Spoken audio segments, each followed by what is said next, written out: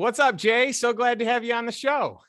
I'm so happy to finally be here. We've been circling this meeting for quite some time, Justin. We sure have. So we've been talking about this, I feel like for, at least a year, maybe 2 years. And I'm just excited to have the date down. It's moved a bunch, but your story is one of my favorite stories. And secretly, I haven't even shared this with you, but you're one of my absolute favorite people that I have met in Austin. Out of everyone I've met, everyone I've hung out with, I love getting some time with you. And so I'm thrilled to have you on the show and really thrilled to share your story because it's incredible.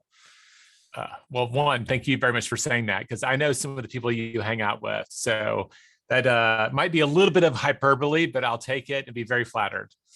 Well, I've had the chance to hang out with you in a lot of different settings because we got a ton of mutual friends. And so, when you hear enough from people, when they say, hey, you got to meet Jay, and I heard it from 3 separate people, I knew that we were destined to meet. And what was also interesting is I think that, inside of our first meeting, there were some things that I was doing in single family home rentals and you were doing. And so there were some synergies right out of the gates, and that was cool. But one of the cool things I love that you do, there are a couple of things. Number one, you do this annual poker charity tournament, the poker tournament. All the money goes to charity, and it's incredible. And so I've played in this tournament. Unfortunately, I've never won. Much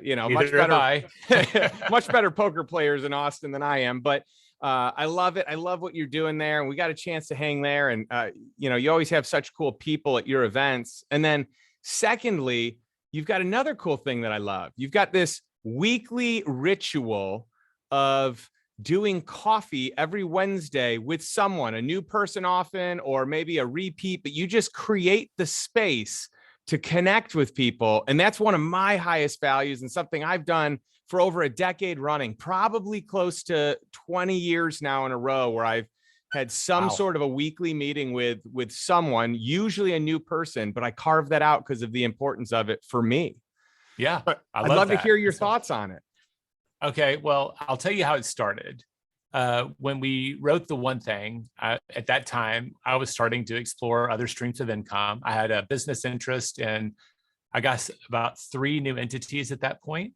And while I didn't have big job descriptions, right? Like my wife runs our real estate sales company, but I'm a partner with her in it. And I'd sit down with my coach and we just asked the question, what's the one thing I could do, an activity that would support all of the businesses I get to be a partner in? And we decided that for me would be networking. And Justin, I'm an introvert.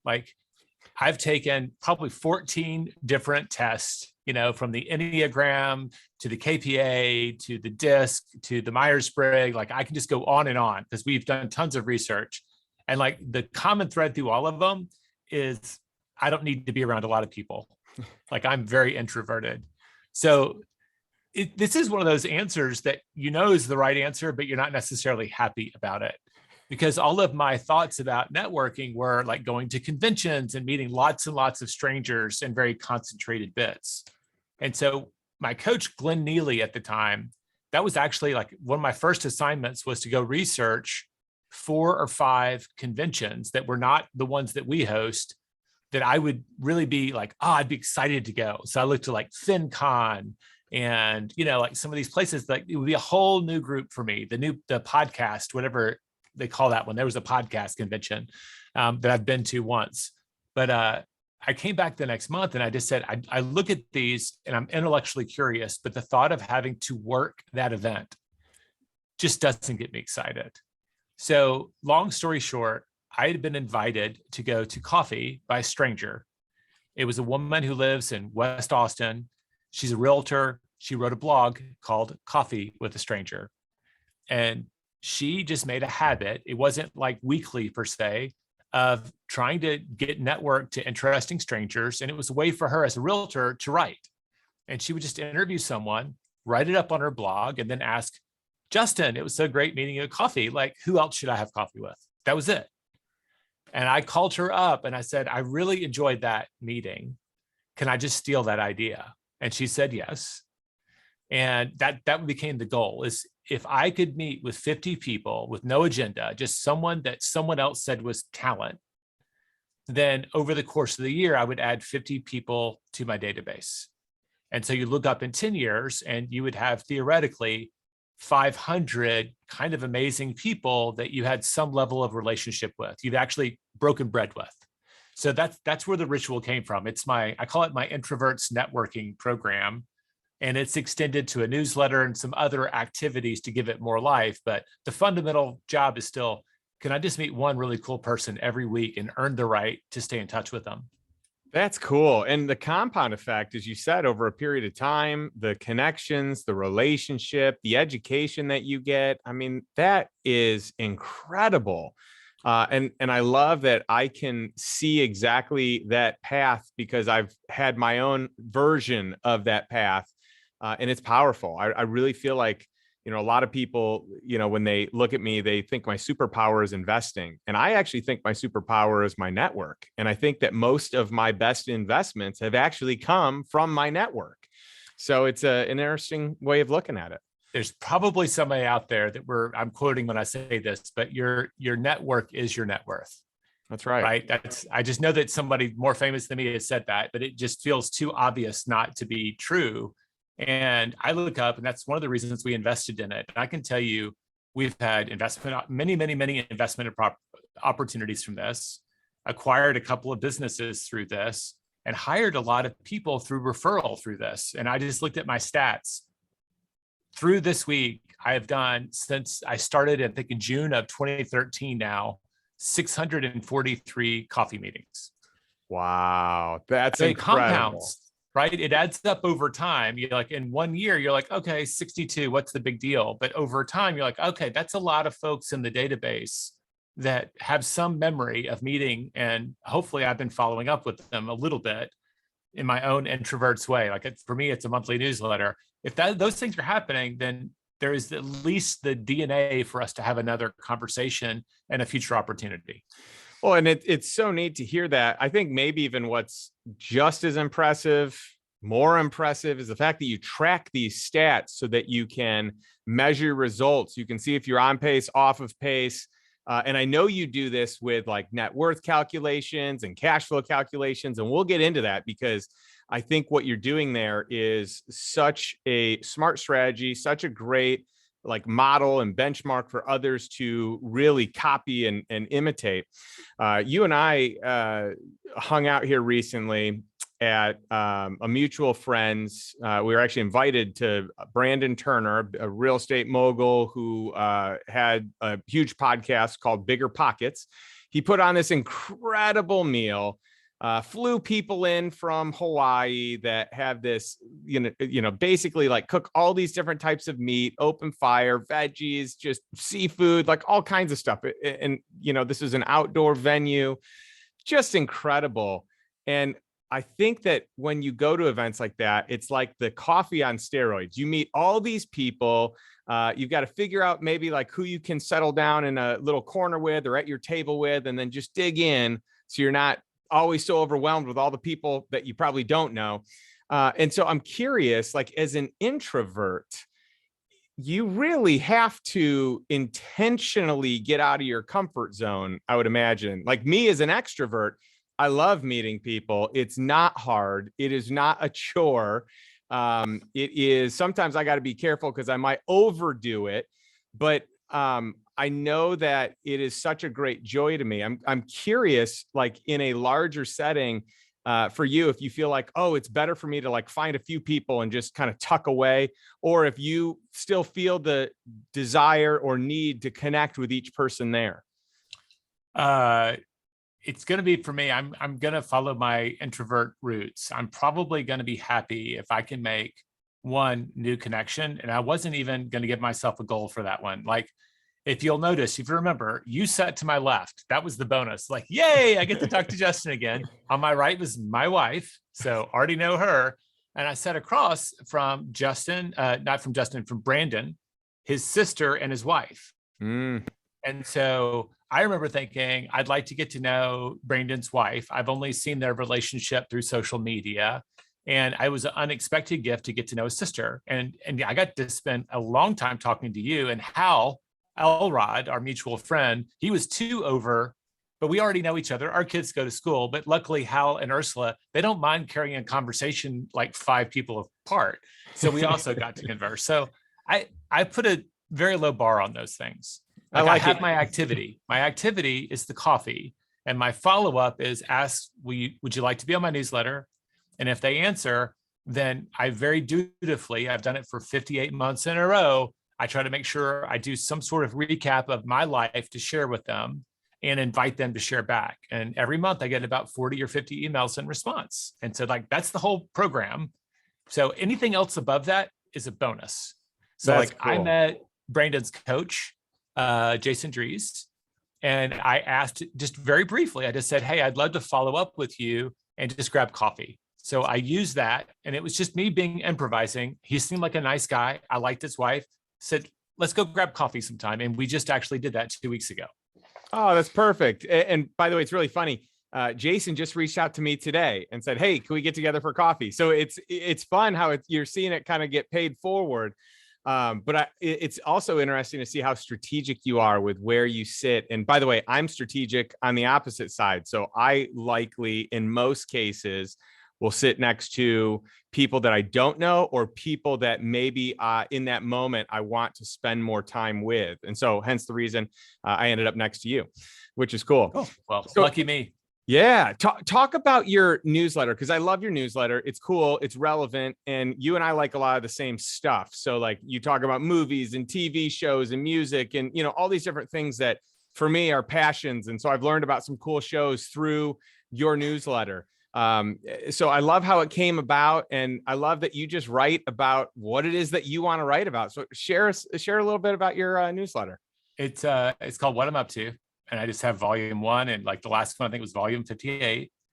And I usually just try to recap what me and the family have done the last month and what I've read and what I've watched, because those are 2 of my favorite hobbies, and they're very consistent. I try to read about 50 books a year. About half of that will be fiction. And like the ultimate way for me to relax is to turn on a good movie or a show. Like I really, for whatever reason, I can turn off my business brain almost 100% of the time and just completely be in the moment and enjoy, hold my wife's hand and watch a show. So those are pretty consistent activities and become their own part. The unexpected gift of this was, I think maybe I'm not like a lot of people. I'm going to assume that I am, but I've always been fairly goal oriented. My wife and I are always setting goals for our future, for us and our family, and we're focused on what's next. And I'm not the type to do a lot of celebrating when I cross the finish line. I actually shared with one of my colleagues just the other day, it's probably, I could use some therapy, but usually when I win something or I complete something, I feel more relief over not failing than elation over the victory. Like, that's just the way my brain works. Like, oh, okay. And it's like, I move forward. And the gift of this is, for the last 58 months, is it forced me to just pause. And I usually use my photographs on my phone. I'll scroll, you can type, July 2021, whatever the month is, and your iPhone will just collect every photo you took that month. And I use that to kind of, all right, well, what was I doing that may or may not have made it into my day planner? And I'll look at my day planner too, because I don't always take pictures of those events. But between those 2, I can kind of like, wow, like we move a lot, we do a lot. It gave me a lot more moments to celebrate, which is a good thing for me. I needed that. And it also gave me a lot more time for reflection on why am I doing these things and why do I think these are important? And sometimes a little moment of, is this something that's even worth sharing? But my whole thing is, like, everybody who said yes to that, I told them what it was. It's not me selling anything. It's not a business newsletter. It's just, if you're wanting to get to know me, what I do and what I think about, for better or worse, this is what it is. And I will never check to see if you unsubscribe. And that's remained true till this day. I can't handle it. I don't want to know. Like, that the first person to unsubscribe was Noah Kagan. And we were acquaintances. I get the occasional shout out on Twitter about something. And I look up to him. I think he's a great, great entrepreneur, but like, he has no time for nonsense. He signed up, and like, after the first episode, the very first unsubscribe is Noah Kagan. And I was like, told my assistant, new rule. We never look at unsubscribes. Never, ever want to see that again. That's really funny. Well, I love what you put out. And, it's nice that you slow down enough to kind of recapture these moments. And then I also think what's great for you is you love to write. So you're doing the thing that you enjoy. It's creating, peace and happiness in your life. I think that's really cool. Now, I want to rewind here a little bit because, and by the way, we're going to get into all your successes. You have been incredibly successful in a lot of things as an author, a very accomplished author, but also as, a professional working with Keller Williams. You've been very successful in real estate and building passive income. And I want to get into all this. But before we do, I want to hear about you kind of in your earlier years. Like, how did you get to where you are? What made you decide to work with KW, and what made you pivot into more of a writing career? And when did, all the real estate start? Like, when did you transition from, hey, I'm going to work for a company to, hey, I'm going to start building wealth with assets outside of my, earnings with the company? That's a lot of questions. I'll try to answer them in order. No, I think that there's two broad chapters to my life. Within a year of turning 30, I got married to my wife and I started working for Gary Keller. And outside of my nuclear family, my mom, dad, and sister, I don't know that there's any relationships that have had more impact on my trajectory, Justin. So before that period of time, I think I always, I tended to wait to the last minute to prepare. I was just smart enough that I usually could cram in college and still get a B+ or an A, and that was good enough for me. I didn't practice for sports outside of the sports practices. And we all know that the best players, they practice extra. I just wasn't that guy. I enjoyed it. I went for as much social as competitive reasons if I was playing sports. And I wouldn't say I was aimless or not achieving. Like, I ran a marathon before I met my wife. I got a graduate degree from NYU. I got to work with some great people. I got a job in publishing. I've come from a family of achievers. So I had that kind of in my DNA. I'm competitive. I want to do interesting things. And I guess I was a little fearless. I lived abroad for 3.5 years. And, those were things that I just thought they were fun. But I got much more purposeful after I started working with Gary, and when I had more than just my contentment to work for. I had a family, right, to think about, and my kids to set an example for. So I just divide it in those two. I've always been a bookworm. I mean, I said going back to 3rd or 4th grade, when one of my teachers read The Hobbit out loud to us, during quiet time, I started going to the library and checking out books. And a lot of pictures of me as a child, or with a book, or with a Lego set or something. It's kind of a solitary kid.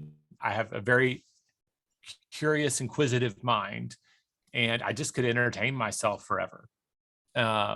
So flash forward, my wife and I met in New York City. I'd been in publishing. She'd been in PR and marketing. We got married after a quick kind of 5 months where we were unemployed and backpacking and just using that as a transition period, right? Before I even heard of cash flow or any of that, we just had been responsible enough to just save. We, got out of both of our leases, put our stuff in a $400 a month storage unit, and just went backpacking for super cheap for 5 months. Just a lifestyle choice. And we ended up choosing to move to Austin during that period of time. And we moved here without jobs. And we just liked the city. So we've got a little bit, I guess, of, when I say it out loud, more adventurous than I would give myself credit for. But my wife fired me from my freelance writing job at the end of that first summer.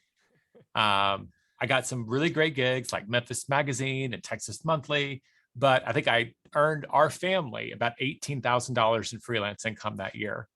Editing, copywriting, doing travel writing, and a few big magazine pieces. And I'm not a salesperson, right? I wasn't going to cold call editors and pitch stories. I was doing email pitches, which is not a great recipe for a freelance writer. So she came home at 3 p.m. I was playing Diablo on my computer with a cat on my lap. And she just said, you needed to get a job. And I said, you're right. This is boring. I mean, I was just bored. I was waiting for someone to respond and, wasn't being proactive. So I ended up applying and getting a job at this very small real estate company called Keller Williams. Back then, I think I was employee number 27. Wow.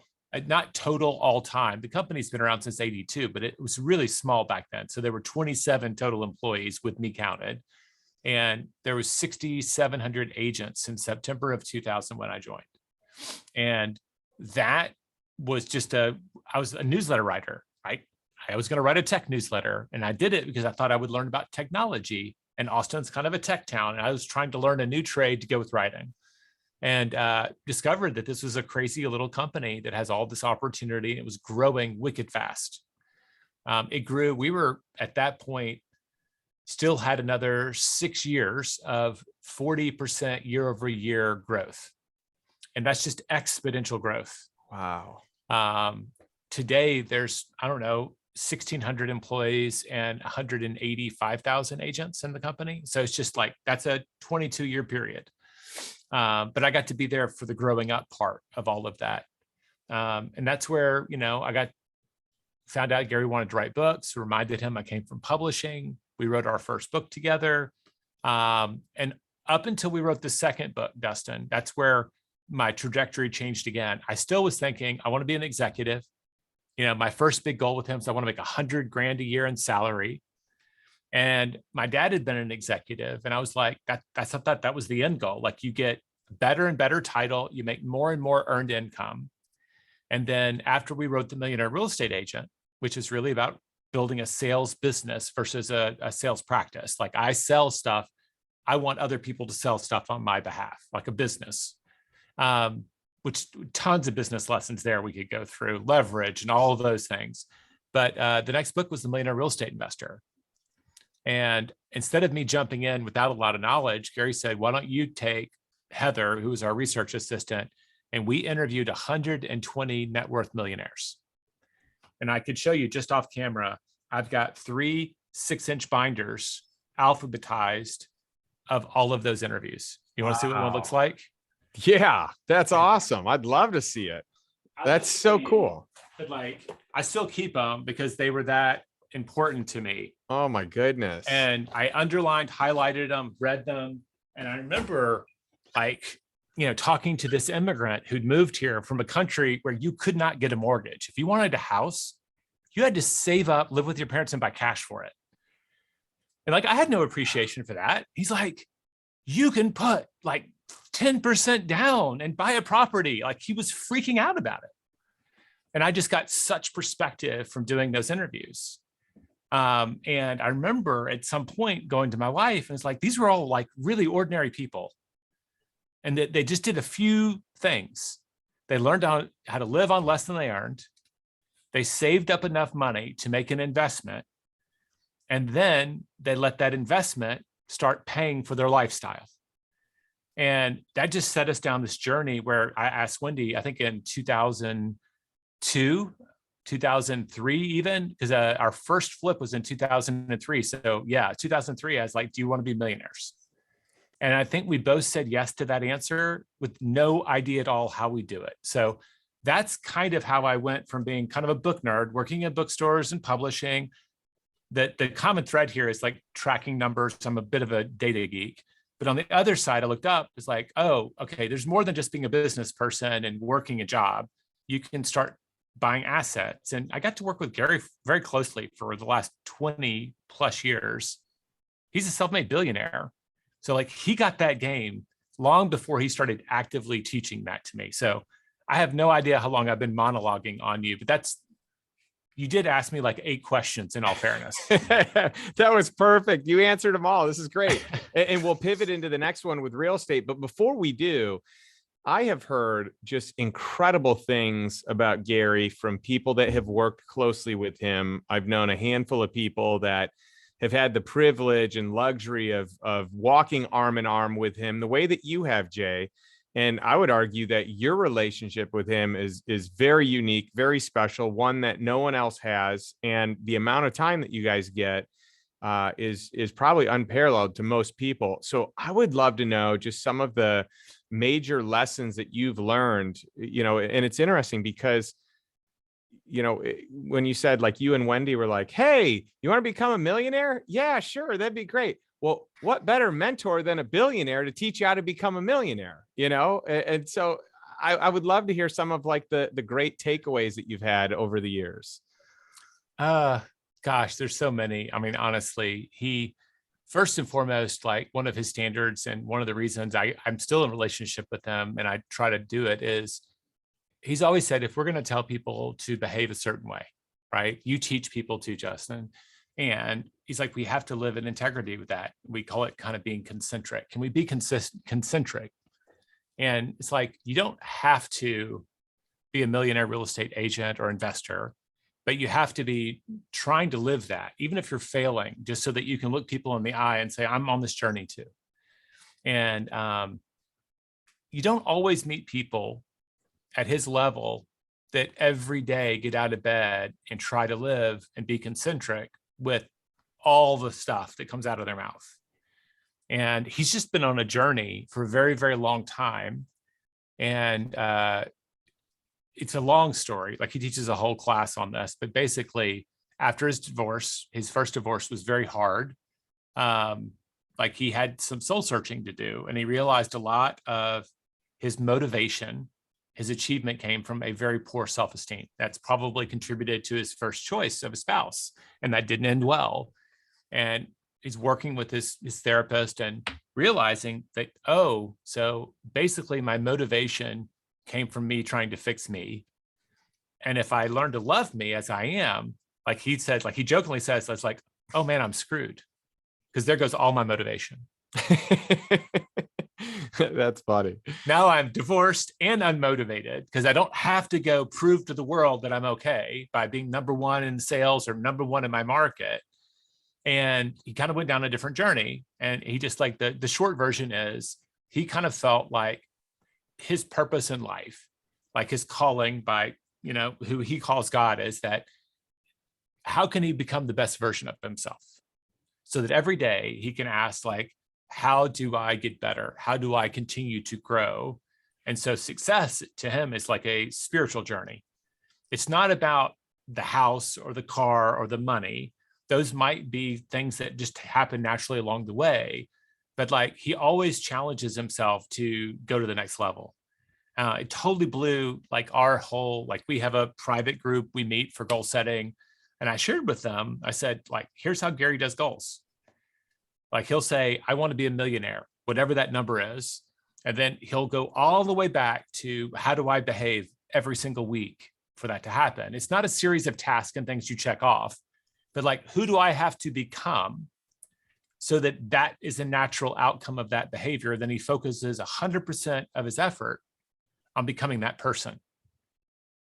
And the moment those are locked in, he doesn't bother to cross the finish line and celebrate. He immediately goes, well, what if I said a decamillionaire or 100 million, right? I'm just using money because it's easy for me to do the math, right?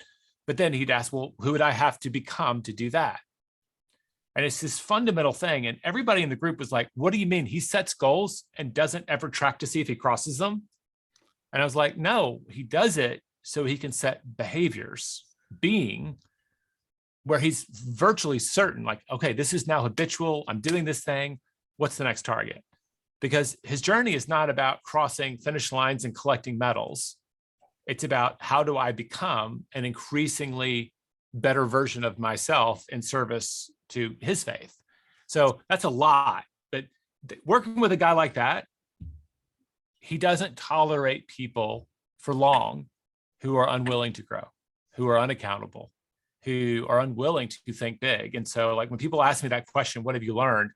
The most consistent answer is, as big as I've ever thought for myself, Gary will always ask a bigger question. He will always challenge Wendy and I to think bigger for our lives.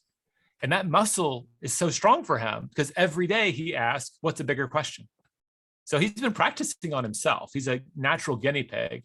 And when you say, I really want to be a best-selling author, like he can immediately say, well, great, we should be doing these things to become that thing. And then in the moment you're on track, you'll say, let's just keep raising that bar. And either you really love that, raise my hand right here. Yes, I enjoy that journey. Or you don't. And that's when I see turnover here over time. One of the fundamental reasons, either they're not a culture fit to begin with, or that can become exhausting in its own right for some people if they're not on that journey too.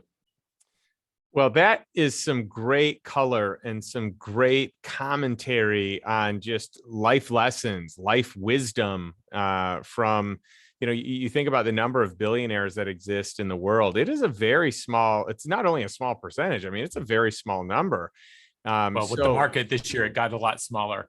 So it's been growing pretty fast. And then it also got a little bit smaller with the market this year. That's right. Yeah, there's no doubt. And, it's neat to be able to have that type of mentorship and to be able to ask those questions and to see such big pictures in how it can be done, to have the role model and to have like an actual model to follow, like a blueprint, because success leaves clues. And people that get to that level of financial success, of, success from the standpoint of like the financial aspect of wealth, it's not luck. I mean, someone might get lucky and do something to become a millionaire. You're not getting lucky to become a billionaire. And so, it's neat to hear that. And it's neat to hear how humble he is and how eager he is to learn and grow, and that it's not about the material possessions, but about him and who he's becoming. And then I also know from you and other people that it's about who he's ushering along the way as well, right? It's a partnership. It's a relationship. How can he better his network, his community, his trusted cabinet or closest circle of friends? Yeah, you just hit a good point that I don't often think about. Gary's in the franchise business.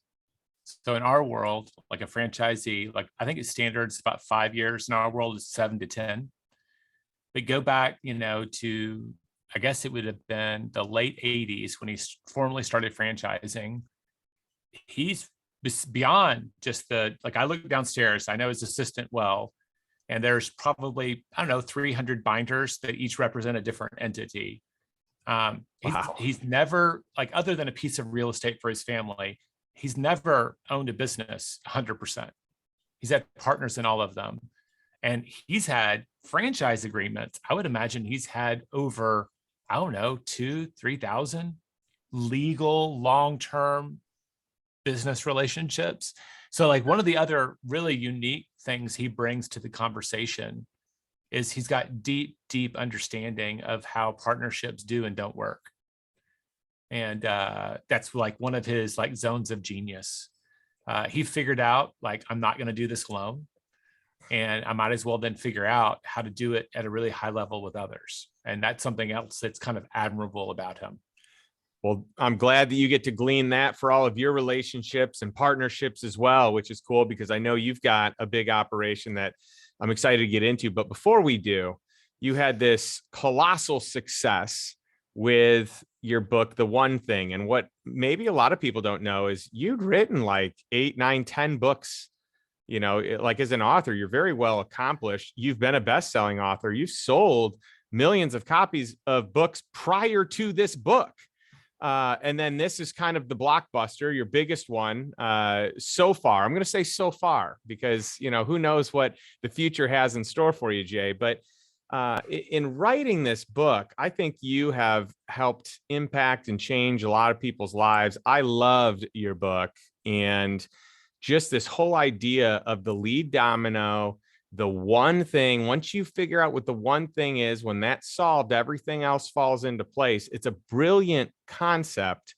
And I love the story of trusting your gut when it came to the name, because the experts, and I'm going to put quotes here, the expert said, no, you should name it this. And you trusted your gut, you and Gary, and you decided, no, we're going to go with the one thing, maybe the less corporate name or the less, I don't know, just it's just a little bit more real, natural, more organic or grassroots, maybe. I don't know what it is, but it doesn't feel as an institutional name or a big corporate based decision. And so I'd love to hear that thought process and just the success of the book, because you sold millions of copies. Thanks. Those are the first book, The Millionaire Real Estate Agent, which I thought would sell 50,000 copies, is now sold, I think, 1.7 million. And The One Thing is now approaching 2.8. And so those are 80% of all of our book sales are represented by those two books, just even though we've written other bestsellers. So those, when I think about the impact, it's there. The One Thing, we had a working title of just The Power of One. And that was just kind of our working title forever. And I remember our publisher, we always knew it was a working title because everybody thought it was going to be a religious book. It just oh, if you call it One or The Power of One, for whatever reason, most people saw that whatever it was going to be on the cover, they assumed it had to do with religion. But one of the core hopes for the book is that people would build what we call as a success habit. And that's just of learning to work from priority. You wake up in the morning, you look at all of your goals and ask that question, if all the things I could do, what's the one that if I knocked out, everything is getting better. And that idea of just constantly building the habit of asking, in this situation or in this moment in time, what's my true priority? It's like you at that party. What's my priority for networking here, if that's what one of your goals is? What's my priority in my relationship with my wife? What's my priority? Boom, that's a huge thing. We called it the success habit. So we had two dueling titles, and our publisher actually mocked up covers, one that had The One Thing and one that was the success habit.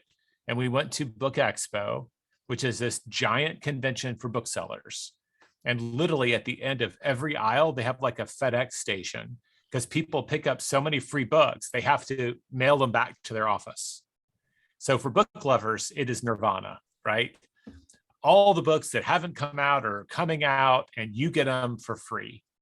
And we, are here with the cognoscenti, the most smartest book people in the world, publishers, book publishers, business book publishers. And we had those two up, and we just voted. 70% of the attendees thought that the success habit would be the right title.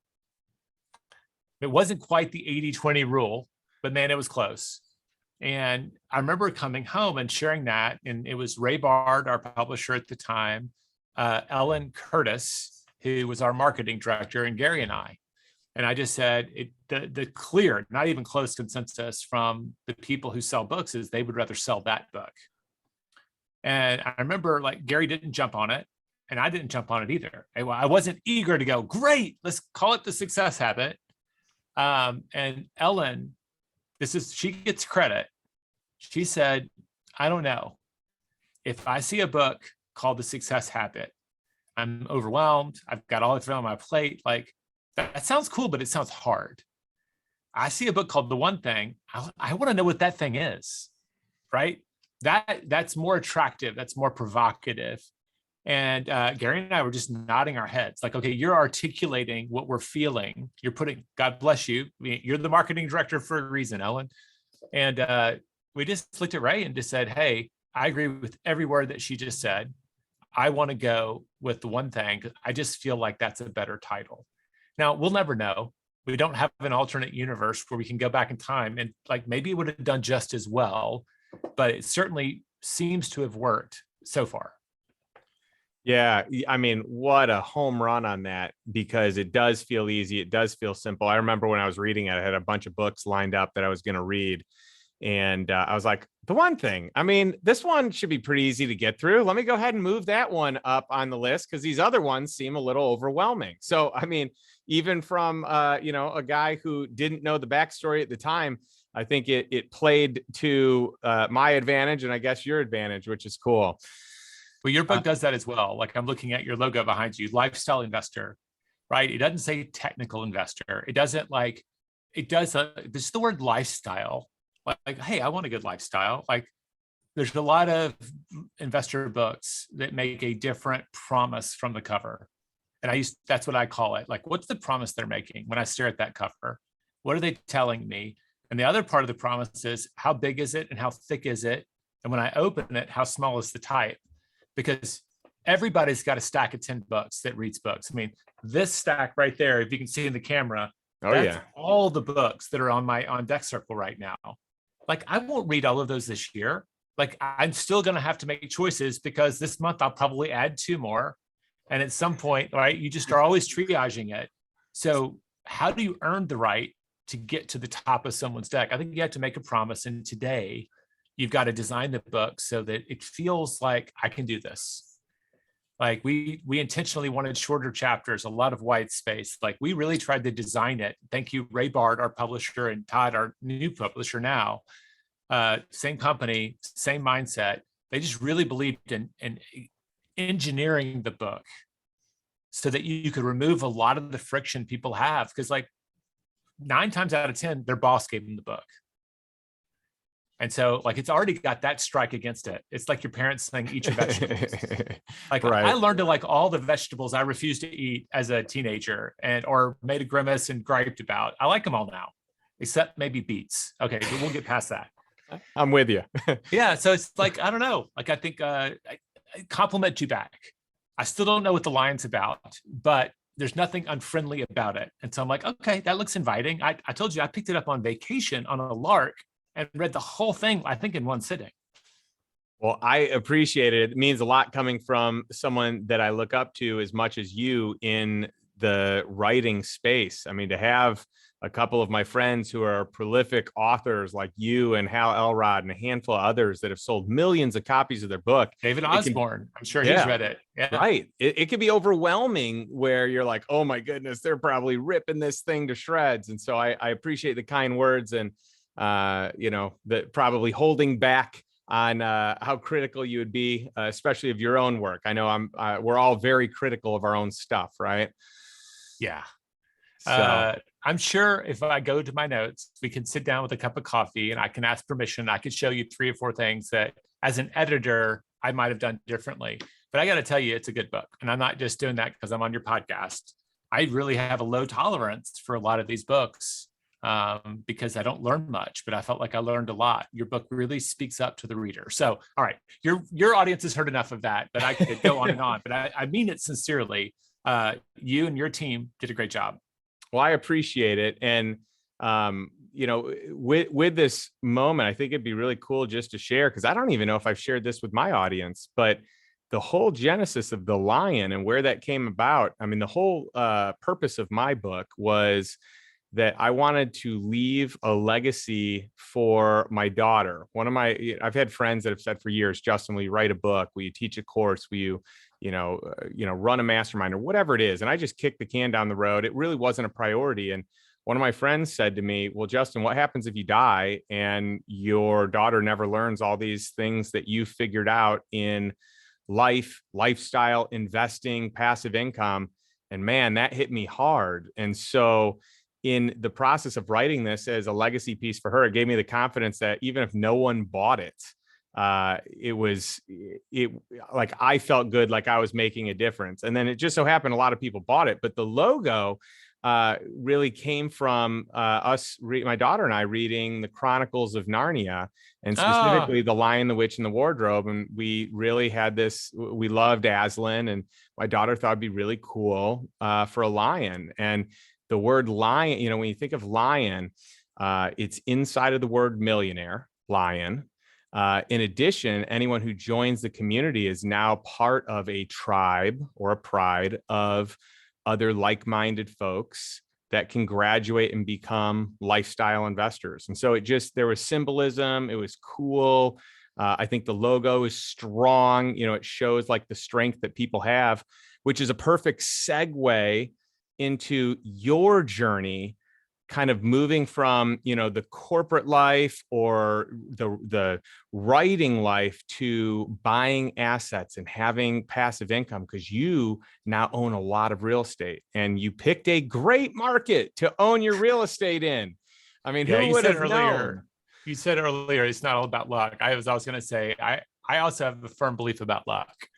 I think that for the most part, everybody gets kind of an equal dollop of luck in their life. It's unpredictable about when it shows up. And the difference often is whether we're prepared to take advantage of it. And all I can tell you is like, we just kept doubling down on this Austin market, and it has definitely been a tailwind for us. Like, so location became a massive source of luck, but we also could have been doing what a lot of other people doing, was investing in other markets. Everybody was telling us there's no deals left in Austin, but our criteria were always, man, I just love the security I feel when I can change my route home and drive by one of my properties and see if the grass hasn't been mowed or if it needs a fresh coat of paint. Like, I loved maybe my sense of control, right, over these things. It gave me a great sense of security, even if it made it harder for us. So the investor journey was triggered by the book, The Millionaire Real Estate Investor. I will share with you, while some of that book is classic and some of it is now probably dated and better replaced by some of our newer books on investing, the first 110 pages or so we wrote, and it's all about how investors think, during a period of time that we both knew that Gary's father was very close to death. And he shared with me, very similar to you, that he was feeling the fragility of time. He's got a son, an only son. And he's like, I've got a duty to make sure that how I feel about money, the good and the bad, like he wrote that almost as a letter to his son. Like, here's fundamentally what I believe about wealth. And that's some of the best writing he's ever done. It was very heartfelt. So anyway, that's something you both share, that there was a little bit of a legacy piece in that. And it was a lot of fun to be a part of that team. So we looked up, the very first investment property we did was a flip in East Austin. Well, we owned our own home. So call that unintentional investing. We bought the worst house in Zilker in Austin, Texas.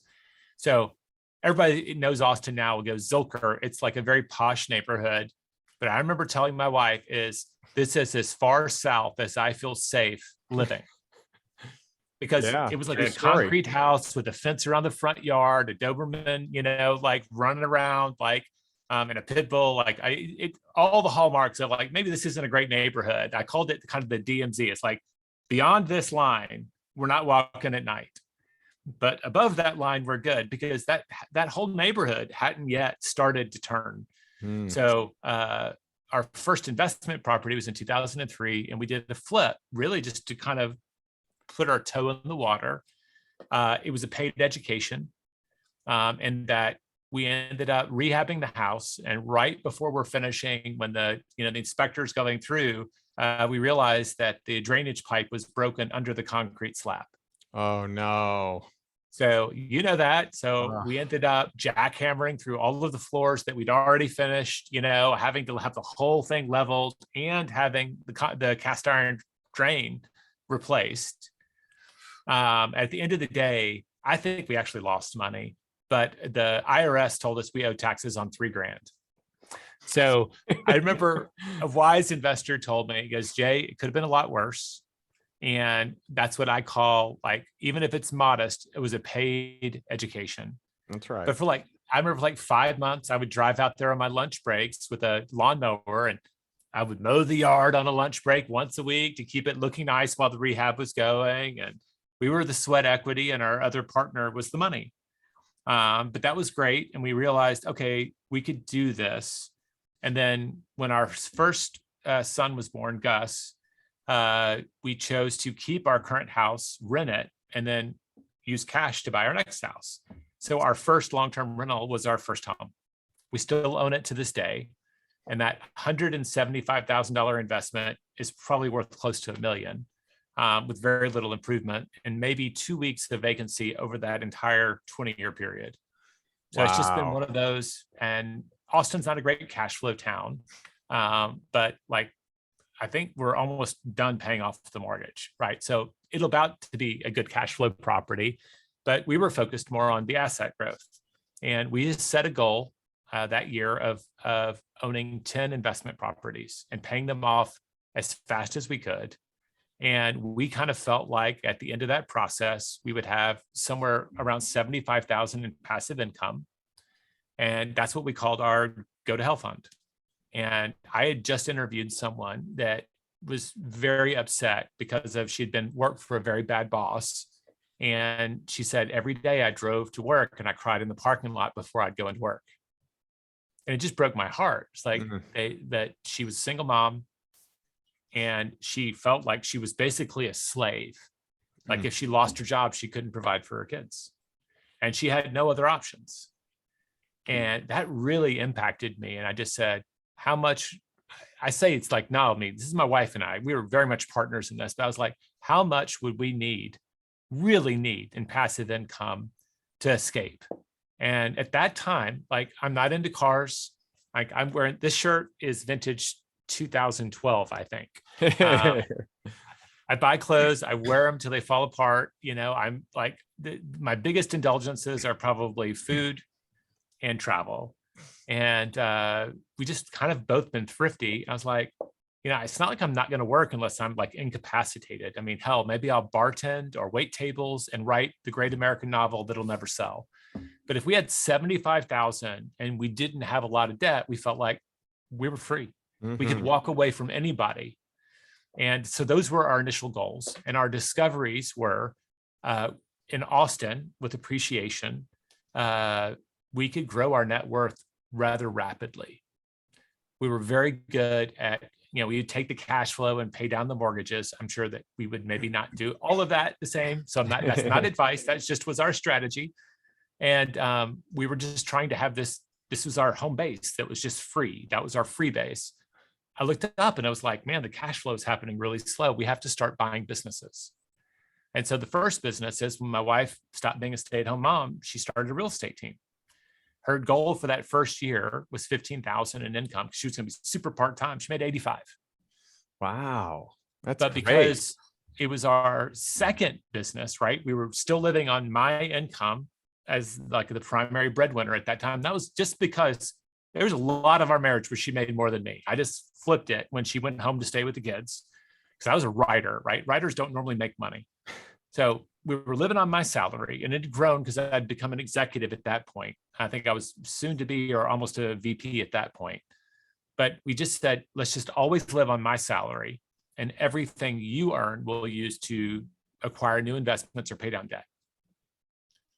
And we just kept that balance up. So that first year, like she didn't have a big goal because we didn't need the money. So she had the freedom to just kind of go to work and have fun and be natural. And she made 85 grand. And then she just kept growing that business. And, you know, she now sells over 100 million and she sold over 100 million in real estate for at least the last 5 years. Wow. And has a business, right? A multi-city business where she doesn't do a lot of sales anymore. She's just a leader. So that was our first business. But over time, we realized like as our net worth grew, it took us, I think, until I'm looking at my dates, 2012. We started in about 2004. It took us till about 2012 to get to that quote millionaire status on net worth. But we were lagging on the other goals. But what we started realizing is we just set a goal of, can we make our net worth grow by about 25% every year? And the bigger the number is, the harder it is to make that leap. And we started realizing like we have to look out like 3 or 4 years. And we have to start a business today that could hopefully grow up. And that was kind of our strategy. That was how we started getting into businesses. Can we acquire one? Can we start a new one? Can someone who works with us, who's talented, say, look, we'll share everything we've learned. Let's grow this business together. And we've done that a few times as well. But so that's our journey. Like we own a ranch, a house, 10 rental properties, including a short-term rental in Minnesota. So it's not like giant, like the McKissicks or David Osborne style real estate holdings, but it's a big portion of our net worth. And it enabled us, right, that as our home base and the security it gave us to venture into launching businesses. And we've just been really good and disciplined about, like, I'll start a business, but I can't run it. My money can go there, but I have a calling and I have a job, and it's right here as an executive. And I write books with Gary Keller, and I do, you know, what we do as leaders here.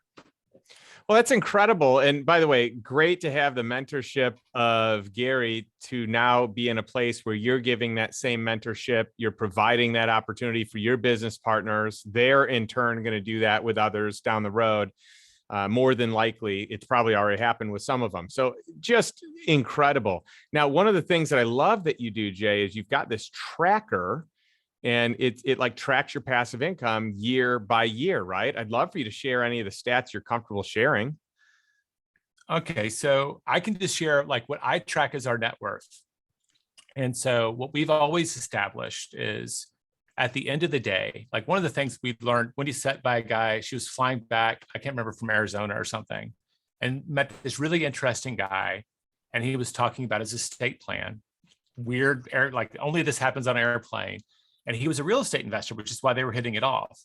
And they had just made the decision to liquidate all of their investments before they died and put them into more traditional holdings because their kids had grown up to be doctors and other things, and they just hadn't gotten that gene.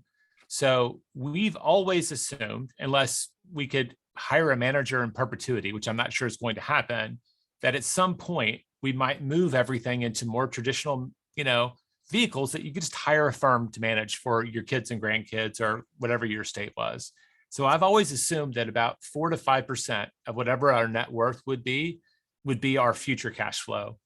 So we do track it, but it goes up and down with the businesses. But the average median net worth growth since we first started tracking in 2003 has been 26.15%. Wow. That is just incredible that you have these stats and you can measure it and you can know when you're on pace, off pace, you have your goals. And what's interesting is that your goal was that, and your results are so closely reflecting that, at least on an average basis. Yeah, it was higher earlier. We adjusted it, but I still kind of asked. The book talks about this. Gary teaches this. Ask a bigger question, right? Because sometimes you'll surprise yourself and you'll find the answer.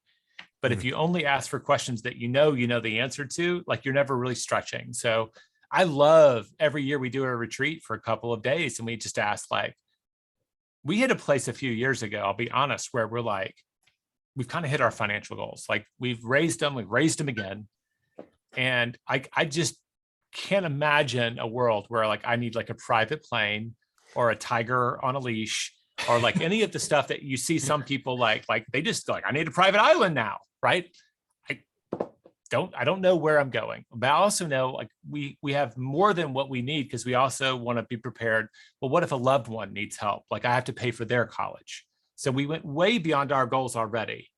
And now it's all about like, we had to figure out like, what's our motivation? And it became charity. Like, okay, so if we've kind of got our immediate needs and the people we love, we feel like we can really provide. And it's not like I'm going to let my kids not have a job, but I'd like to be there, like to help them with the down payment if they're in graduate school, like they can buy a house instead of renting.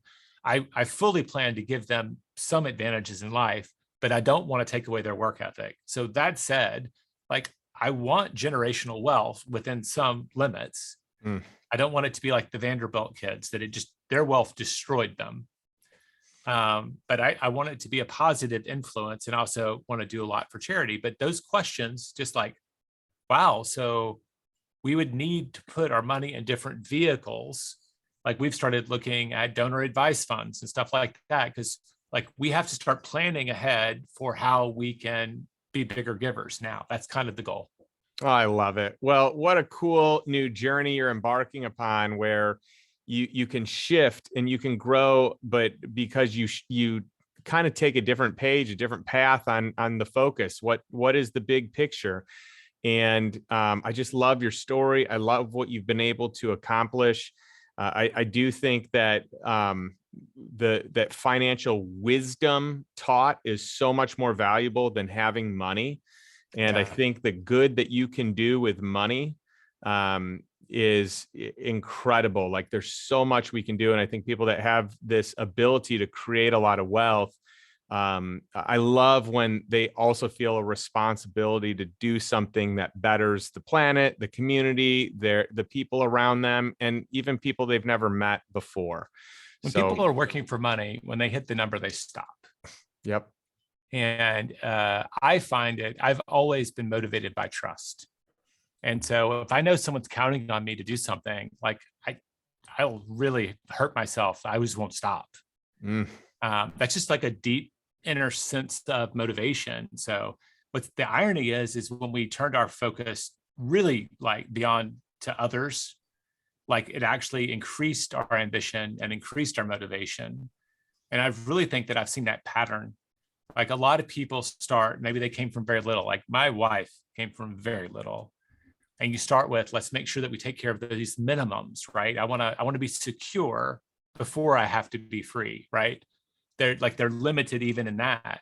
But like that place that you can get to where you're just really focused on the other, I just find again and again that people will break through walls they won't for themselves, for others. And that's always like, it's a good reminder that humans are, I believe, fundamentally good.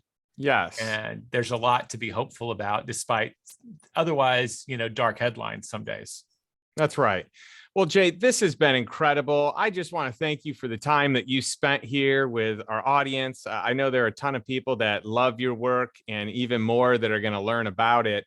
Where's the best place for people to learn more about you or the one thing or anything else that you're doing? Well, I think I shared this with you before we started. I think I'm the only Jay Papasan on the planet. So if they Google me, they're going to find me. And the onething.com with the number one is a good home base for all things one thing. And you can link from there to our other books. But like giving your audience, I would recommend, like, if they wanted to get a start, like on the philosophy that led to almost everything that we've done, those first 100 pages of the Millionaire Real Estate Investor, I go back and read them occasionally, because a lot of our fundamental beliefs, like we just start, like we track our net worth and we do track our cash flow, but we feel like our number one goal is that net worth. We built a few habits around lifestyle that allow us to design our life by design, right? We just got very clear, like what are the handful of things that if we just do them consistently, we can kind of author our life at a much higher level.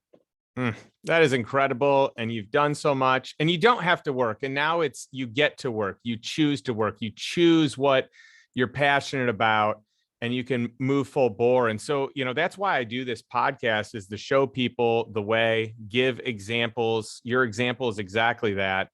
And I'm excited to kind of round things out here today. The way I end every episode is with one question. My one thing that is a question, Jay, and that is this: what's the one step you can take today towards financial freedom and a life by design, not by default, but a life that's on your terms, one that you're excited to be in the front row of?